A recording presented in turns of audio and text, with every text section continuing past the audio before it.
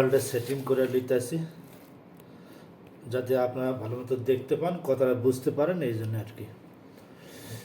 আবারও চলে আসলাম প্রতিদিনের মতো। আশা করি প্রিয় দর্শক শ্রোতা আপনারা সবাই ভালো আছেন।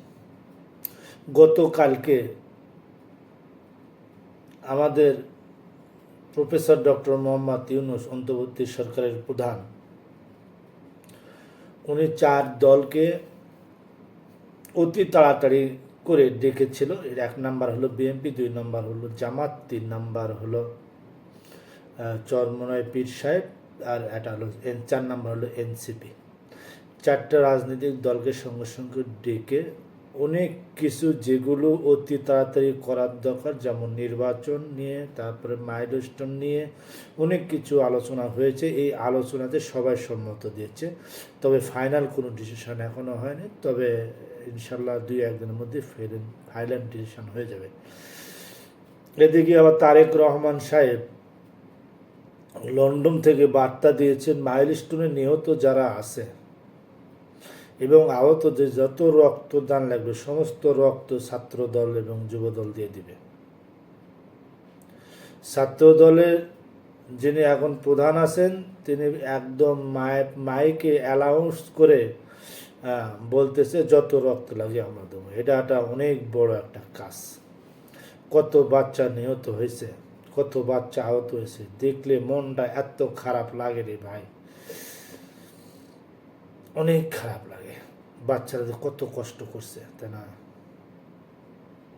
যাক, যেগুলো নিহত হয়েছে সকলের আত্মার মাগফিরাত কামনা করছি। যেগুলো আহত আছে আল্লাহ তাদেরকে তাড়াতাড়ি সুস্থতা দান করুন। জামাত নিয়ে আমি কিছু কথা বলতে চাই। জামাত এর আগে একটা জনসভা করেছে সরোয়ার্দী উদ্যানে। উনি বলেছে আমার কোনো প্রার্থী যদি এমপি হয় এবং কোনো বরাদ্দকৃত টাকা যদি তার হাতে যায় কাজের, সে কাজ শেষ করার পরে কতটুকু টাকা খরচ হয়েছে এটা জনগণের কাছে প্রকাশ করা হবে।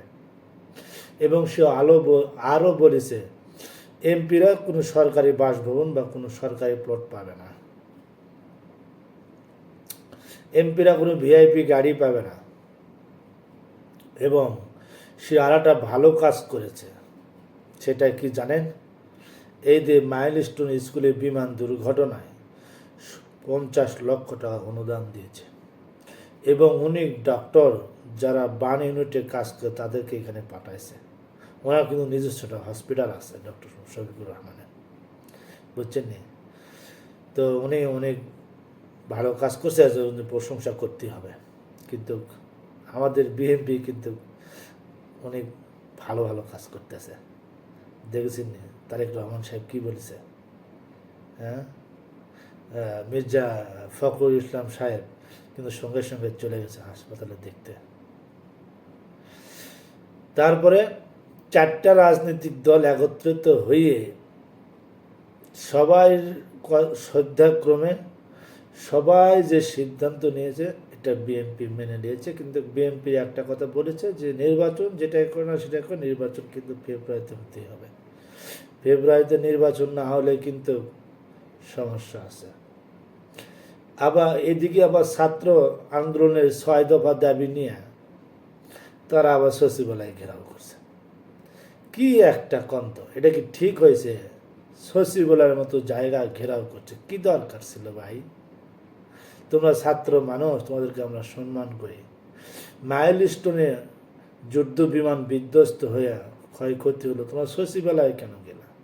বিগত সরকার 17টা বৎসর চালালো, এগুলো দেখে নাই? ডক্টর মোহাম্মদ ইউনূস তো এইমাত্র আসলো। কি বলতে চাচ্ছেন আপনারা? দাবি উঠালে কি সেটাই মানতে হবে? ডক্টর ইউনূসের 8-9 মাসে কি করব? যা করেছে দেশের জন্য অনেক কিছু করেছে। এরা দাবি নিয়ে আমরা সচিবালয় যাই না ভাই। কাল তো দেখছেন পুলিশের সচিবালয়কে কেন্দ্র করে জরুরি বৈঠকে আহ্বান করেছিলেন ডক্টর মোহাম্মদ ইউনূস। 4 দলকে আহ্বান করেছে, তো জামাতে ইসলাম, এনসিপি, ইসলামিক আন্দোলন, বিএনপি, সব দলই একমত হয়েছে সচিবালয়কে কেন্দ্র করে অল্প কিছু ঘটনা হলে সচিবালয় ঘেরাও করে, এতে সচিবালয়ের নিরাপত্তা বিঘ্ন হইতেছে এবং ফ্যাসিবাদের বিরুদ্ধে বর্তমান সরকার এবং সব রাজনৈতিক দল একমত হয়েছে ফ্যাসিবাদের বিরুদ্ধে রুখে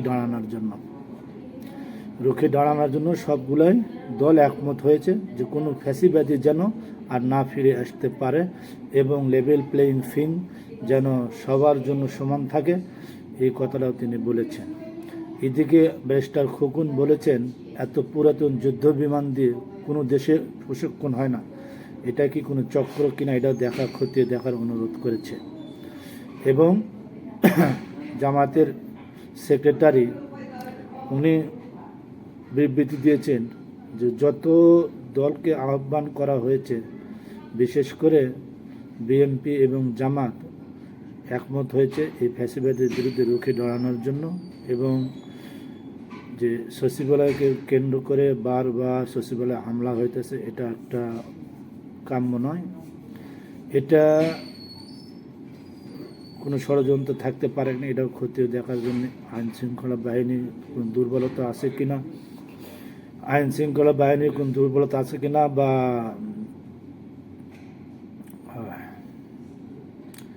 আমাদের যে গোয়েন্দা বাহিনী আছে তাদের কোনো দুর্বলতা আছে কিনা এটা খতিয়ে দেখতেছে।